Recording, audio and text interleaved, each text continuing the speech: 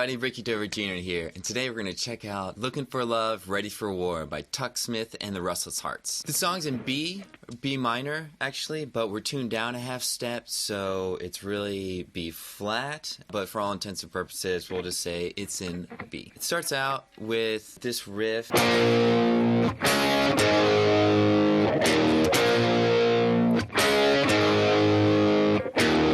And what that is a B minor, because we're going up to the D, so B minor, B, A, B, B minor, D, A, E. And that's the main riff throughout the verse and most parts of the song. And then there's a lead line on top. So the lead line starts...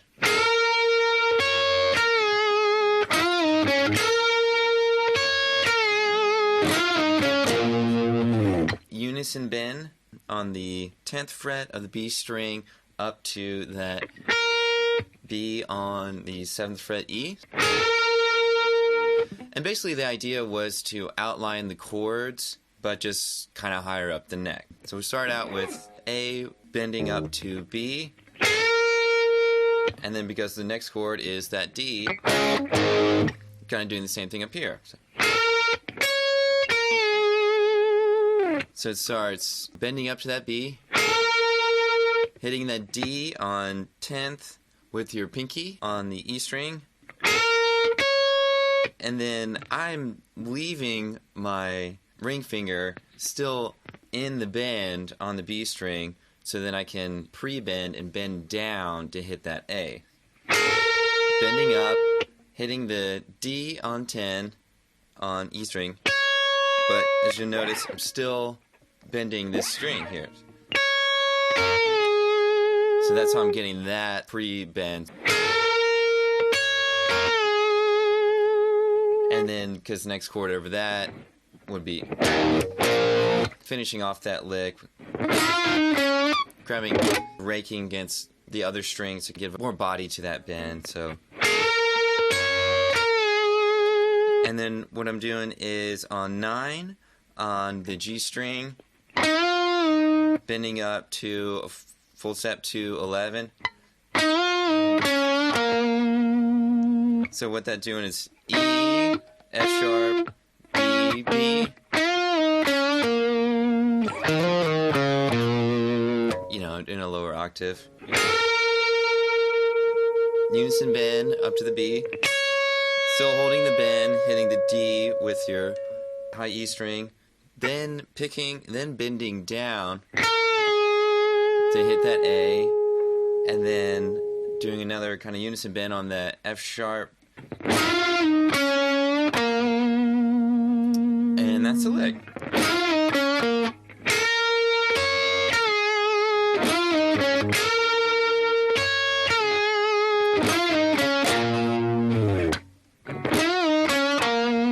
And then landing on that B on the tonic. So let's play it, and we'll play along.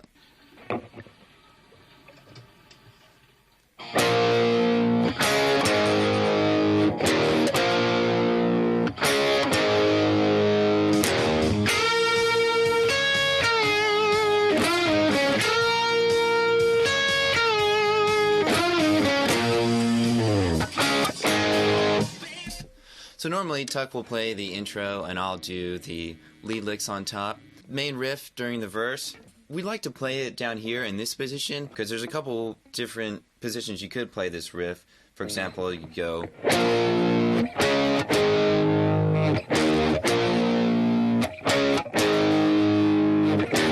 But we liked the tonality of the riff played in this position because you get some of the open strings.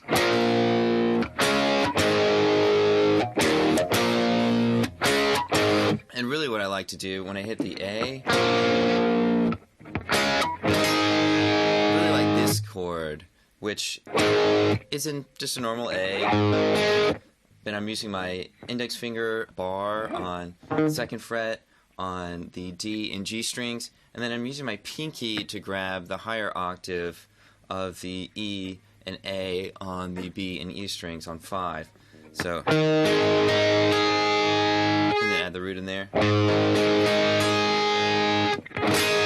So I find that's just a nice chord that rings out well and is more pronounced sounding than, you know, it just sounds fuller. You got the higher octave in there. It's just nice.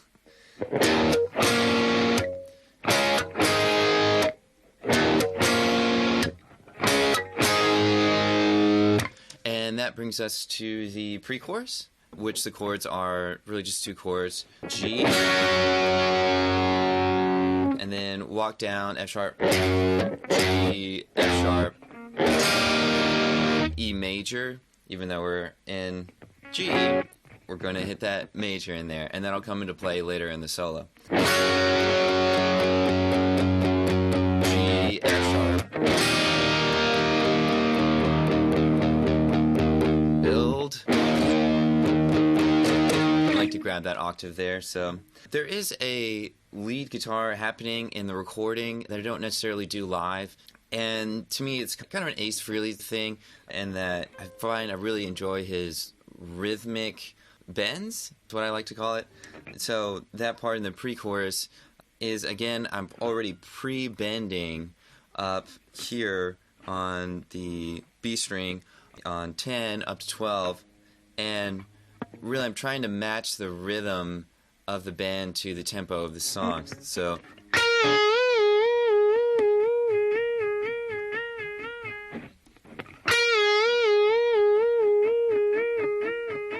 and I just find it's like a nice movement, and that B note, being the key of the song, is in both the G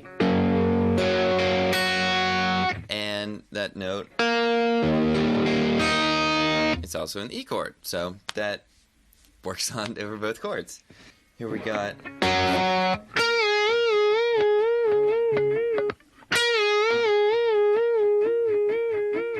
don't normally play that live, as we find it's just like fuller sound if we're playing it, both rhythms there. So live, I would play, and I'll palm mute that G just to push that part forward. So.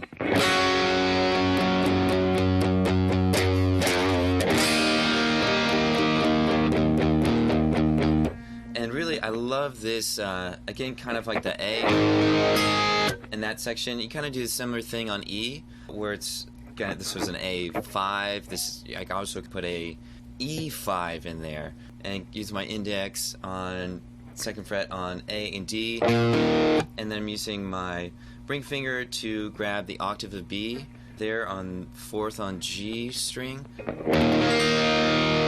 and just kind of like this A. Same thing for this E. You know, it's got a nice chord in there, building up.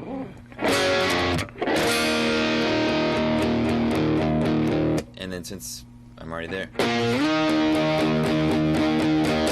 slide that up to 9 and 10, kind of an octave just to help build up into the chorus there.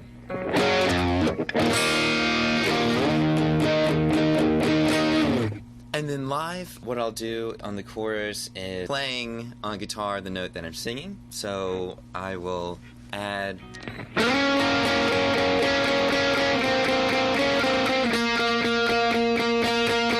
It's kind of like an edgy U2 edge drone delay sort of thing, where my middle finger on 7 on the G string, so that creates the. I've got the root note in there, the B, and then I've also got the minor third in there, which is the note that I'm singing. And for fun, I'll also use with my ring finger on, so right there, I'll grab the octave of the B on 7th on the E string. So it creates that chord that I'm playing over on the chorus when we play this live.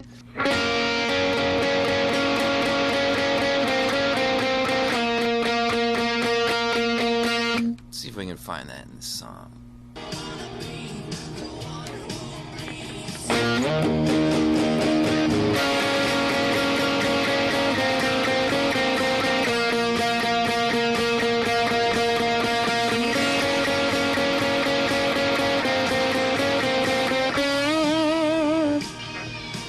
Yeah.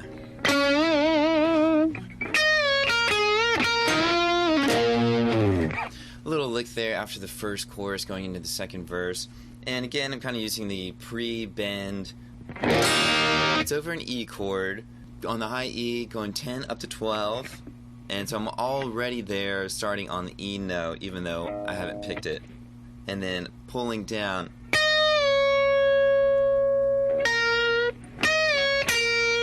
And then hitting 7 on E. And then going back up, but this time on the B, on 10 to 12. Pre-bend.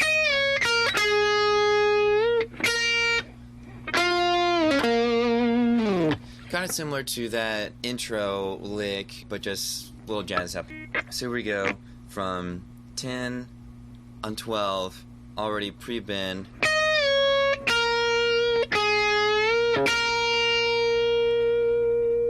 And then going on G, back over on 9 up to 11. And I'll actually kind of do a unison on that, as playing around with the 5 over pretty much any chord is cool and sounds pretty badass. So here's that lick in its entirety. And I'll grab the octave there just to have a more impactful ending. One more time.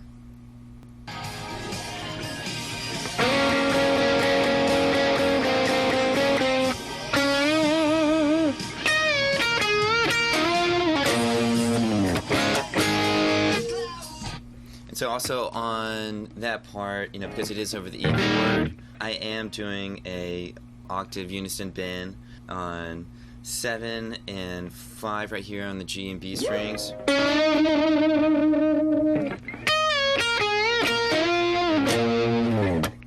Yeah, alright. Let's continue on.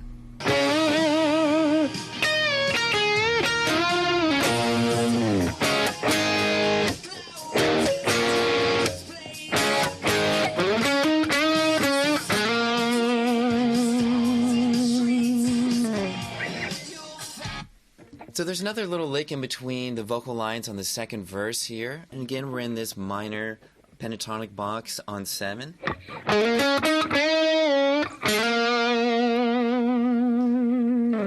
Ending it right there. So we're starting kind of sliding on the D string, 7 to 9. And then again on 7 to 9 on the G. But really bending up from 7 to 9 on the G. So, slide, 7, 9, slide, back down, and then bending from 7 to 9 on the G, and then ending actually right here on G from 2 to 4.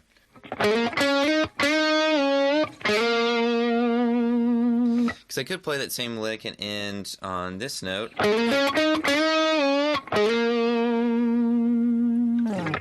But just played it down here.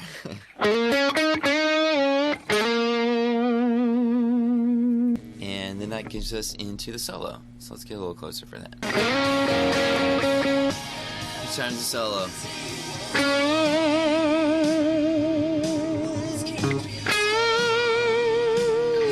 Yeah, so on that one, didn't want to repeat myself as well, so doing another unison bend like before on the E. But then also, hey, the B works as well. That'll be the 5th of E. Going into the solo. Let's hear it one more time. Here we go. And some vibrato.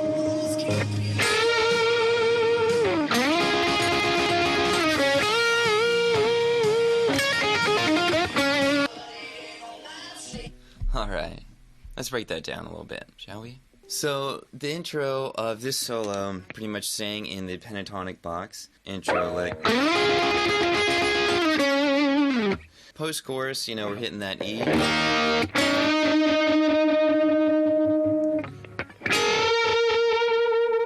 And so the first kind of intro lick on the solo. A 11 and 10 on the G and B strings. Kind of creating a 7th chord. Could play it down here. Same notes, but I do it up here. Just kind of going back and forth to that, because we've got that chord, the B chord right there. It's kind of maybe a bit of a Chuck Berry sort of thing, kind of a double stop. And then on G, sliding down from 11-9, and then 9-7. And then that gives us time going solo. And so, yeah, let's listen to what it is.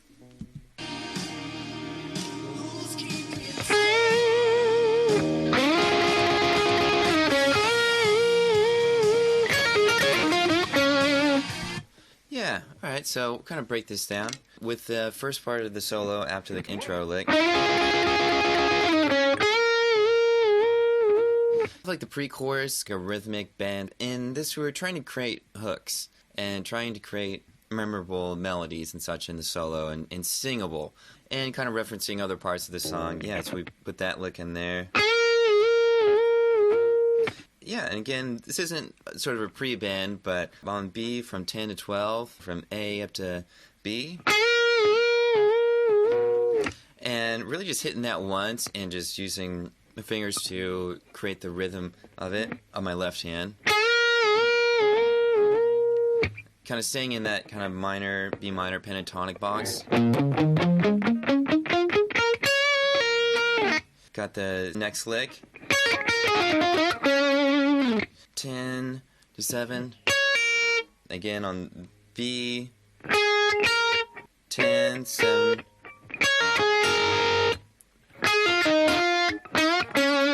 So kind of a repeating lick. So 10, 7, 10, 7. And then so it's the exact same thing, but on the B and G strings. So we have 10, 7, 9, 7. Finishing off that lick, kind of capping it. Bend on 9 on the G to the 7 on G, kind of that minor third. So the lick in its entirety.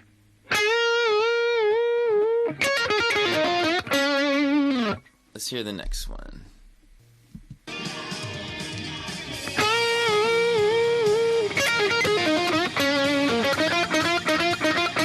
So again, trying to create repeating phrases in there. So this one, again, is Angus Young sort of thing.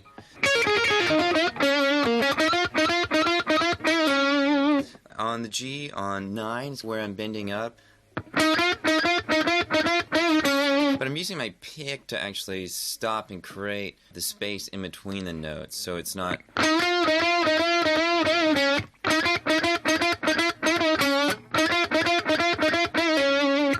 You know what I mean? Pick on 9 and then bend up to 11. But then I'll use my right hand pick to kind of mute the strings to kind of create the in-between licks. With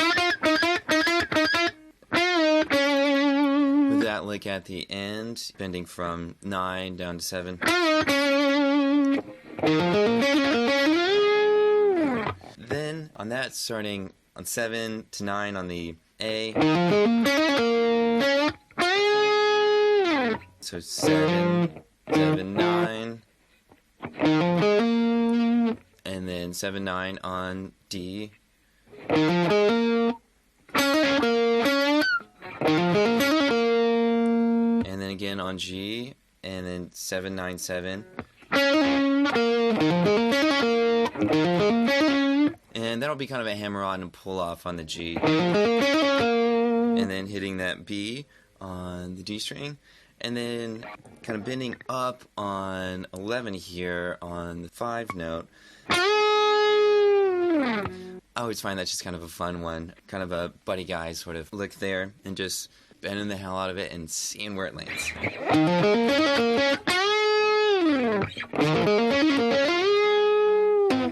And so then that moves us, now we're going to move positions up to here, for this B minor.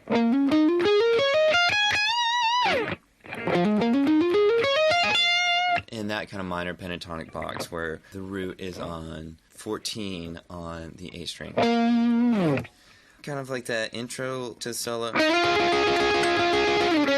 Can I do the same thing, but just an octave up? 17, bending on the B string. Again, trying to come up with repeated phrases within the solo. And just kind of using your fingers there to create a vibrato. And then really, again, the Joe Walsh thing, just bending the crap out of it. And then we're really bending on the B string on 17 and just getting as close as possible by overbending to try and almost match this A that we're hitting on the E string on 15. So that lick, and then overbend. You know, if you really go for it, you can almost get close enough and create a unison there. It's one hell of a bend, but I believe in you. You can do it. You know, did you hear it? Yeah, got close. Ending that phrase kind of around this minor pentatonic here. Let's listen to it.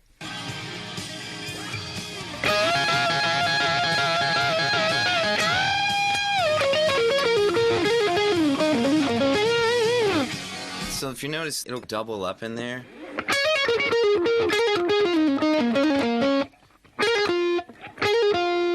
And so where that is, those are the downbeat of the lick. One more time, let's listen to it.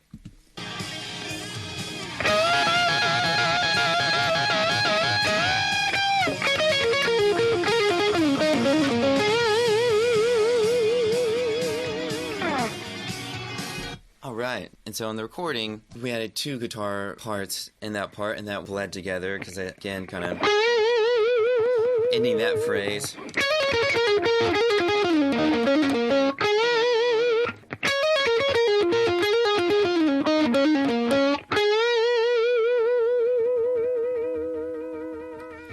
But then comes the fun lick, so I think. And it's... And when I play this, I really, honestly, I take my right hand and with my thumb and ring finger, I'll mute the G and B strings to not have them play and just do hammer-ons and pull-offs on that part. So let's listen to it and we'll see what's going on.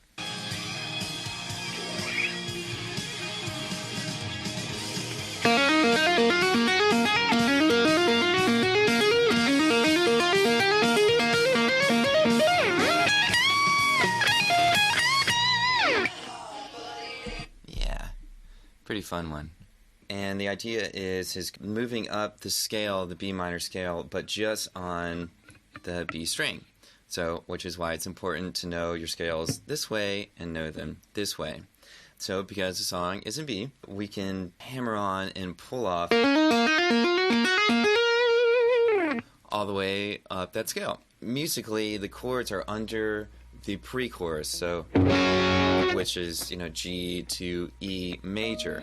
So because we're under the G chord and we're playing the B minor scale, we're going to make sure that we hit the G note on the way up. And so each little lick is kind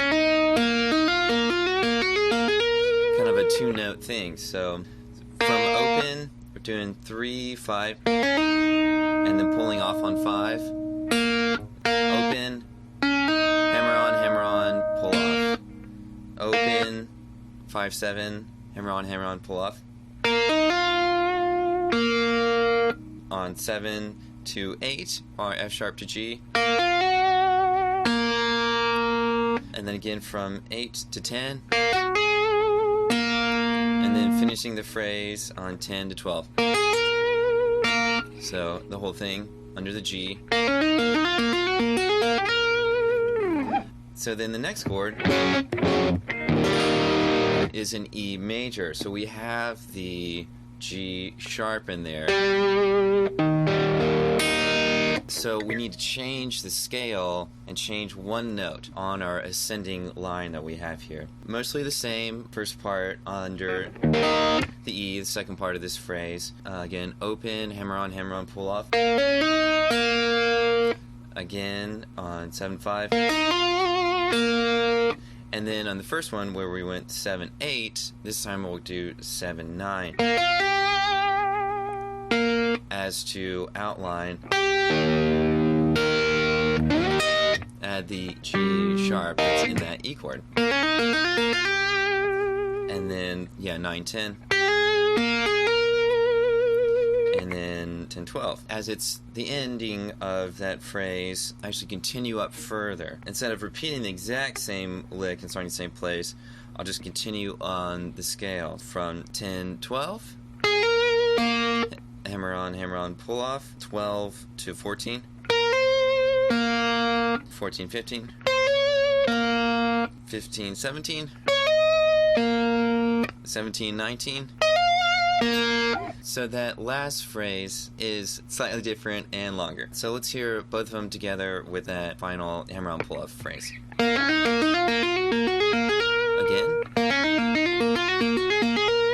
Different, because we're over the E chord. And then we're moving up. And then to finish it all off, we're up here, slide from 17 to 19 on B.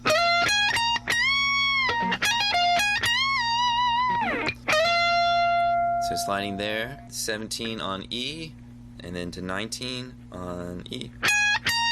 And then we're actually bending on the 19 E, which is the B note. And I try to bend, definitely a full step as to get to that C sharp. But really, ideally, I want to go a step and a half as to get to the D there and create that minor third.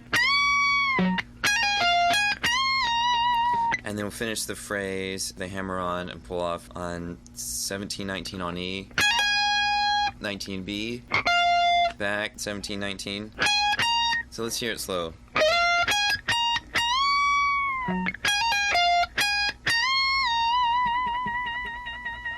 Seventeen, 19, another bend to kind of finish that phrase. And so that whole part is quite a section. But that's pretty much it for the solo. All the sections, and then that kind of leads us back into broken down chorus. And then that part, I really like to turn down on my volume knob as to not be so, when we do this live, to not be so abrasive there and just kind of create some more dynamic. And then just kind of play that intro from that last lick.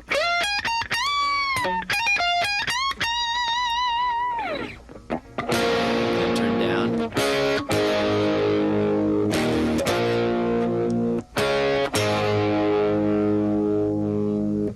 Drum fill. Alright, so there are a handful of licks in between the vocal lines on the last chorus, so let's check them out.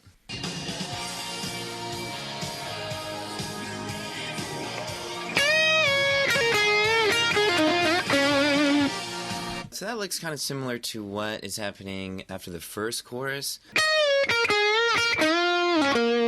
So I'm in the same kind of minor pentatonic box here, starting on 7. So let's hear it again.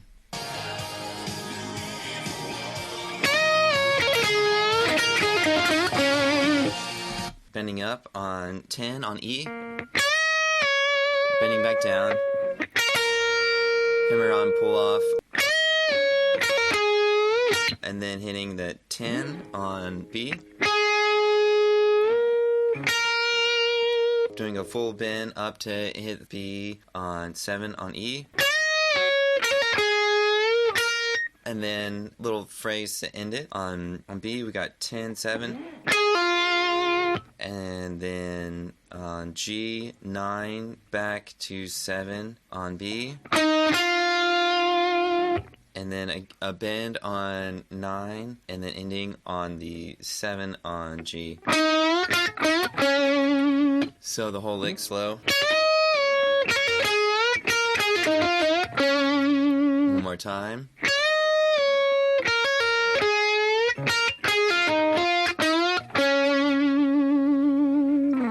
Let's sing out the next one.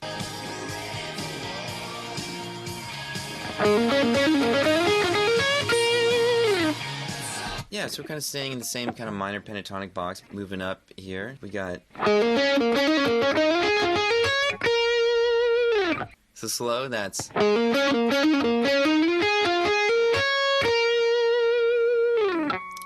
to play it slower.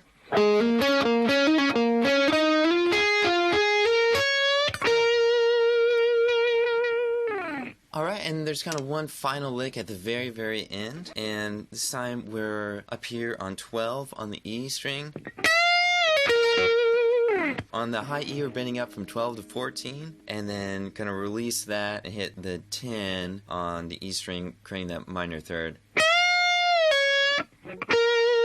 And then ending on 12 on the B string.